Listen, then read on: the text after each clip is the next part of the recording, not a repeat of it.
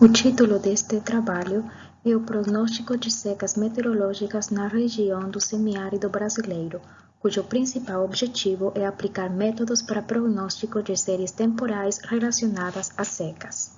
A área de estudo é o semiárido brasileiro, que é uma área contida na região nordeste do Brasil, região que tem enfrentado eventos de secas extremas que têm se estendido por anos e até por décadas. É importante mencionar o Monitor de Secas do Nordeste do Brasil, que é um produto mensal de informação sobre a situação atual e de meses anteriores das secas nesta região, mas que não são fornecidos prognósticos sobre as condições futuras das secas, sendo o objetivo de nosso trabalho fornecer uma alternativa para prognóstico de secas nesta região. Com o objetivo de não depender de dados observados de precipitação, foram utilizados dados do Standardized Precipitation Index, SPI, do projeto CHIRPS. Arquivos globais de SPI foram obtidos deste projeto e selecionada a região do Nordeste brasileiro. 4 pontos foram identificados, localizados no semiárido, e utilizando código em Python, foram extraídas as séries de tempo de SPI, que foram utilizadas para testar os métodos para previsão. Os prognósticos foram feitos aplicando-se 3 métodos: médias móveis simples, ARIMA e redes neurais artificiais tipo feed-forward. 15% da parte final das séries de tempo, ordenadas cronologicamente, foi utilizado para calcular as acurácias dos modelos, entendendo-se esta como o prognóstico da série de tempo. As métricas de erro médio quadrado e R quadrado foram utilizadas para calcular as acurácias dos prognósticos. No caso do método de média móvel simples, foram testados vários window sizes, sendo o de 2 window sizes o que forneceu os melhores prognósticos, que são os resultados mostrados no nosso artigo.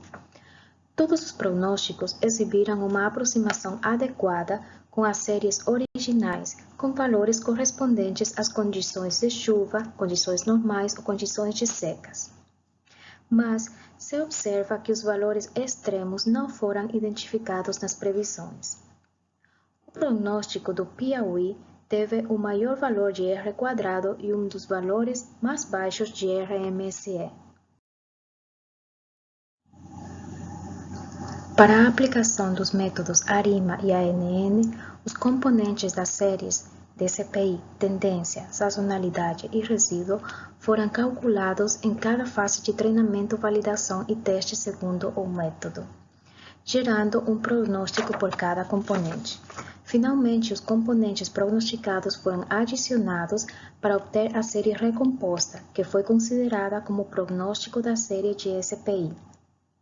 Como exemplo, são mostrados os prognósticos dos componentes para a série da Bahia. O comportamento dos prognósticos para as outras séries de SPI foram similares a este.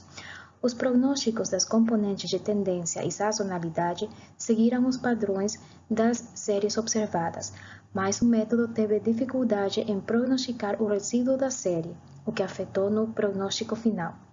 Similarmente aos resultados obtidos com o método de médias móveis, os prognósticos de chuvas, condições normais e secas correspondem aos valores observados, mas a maioria dos valores extremos das séries não foram identificados.